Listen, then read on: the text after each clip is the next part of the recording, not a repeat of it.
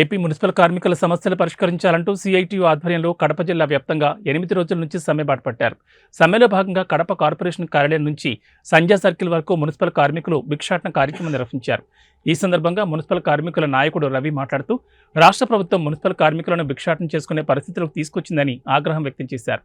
Municipal కార్మికులు గొంతెమ్మ కోరికలు ఏమీ అడగడం లేదని, గతంలో సీఎం జగన్మోహన్ రెడ్డి ఇచ్చిన హామీని అమలు చేయమని అడుగుతున్నామన్నారు. ఈరోజు రాష్ట్ర వ్యాప్తంగా మున్సిపల్ కార్మికుల సమ్మె 8వ రోజుకి చేరుకోవడం జరిగింది. ఈరోజు నిరసన కార్యక్రమం భిక్షాటన రాష్ట్ర ప్రభుత్వం మున్సిపల్ కార్మికుల్ని అడుక్కునే పరిస్థితిలో చేయడం జరిగింది. ఈరోజు చాలా దారుణంగా వ్యవహరిస్తున్నారు. ఈరోజు మున్సిపల్ కార్మికుల్ని చర్చలకు పిలిచి మున్సిపల్ కార్మికులకు సానుకూలంగా తెలియచేయాలని మేము కోరుతున్నాం. ఈ సమస్యలు కానీ పరిష్కరించకుంటే రాబోయే కాలంలో పెద్ద ఎత్తున పోరాటానికి సిద్ధమవుతాం.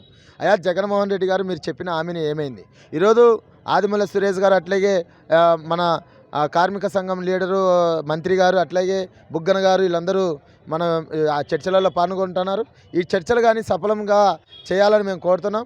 ఈ చర్చలు కానీ విఫలంగా చేస్తే రాబోయే కాలంలో పెద్ద ఎత్తున ఉద్యమాన్ని అడ్డుకుంటామని మేము తెలియజేస్తున్నాం. మీరు ఒకటే గుర్తుపెట్టుకోవాలి, ఈరోజు మేము గొంతెమ్మ కోరికలు కోరడం లేదు.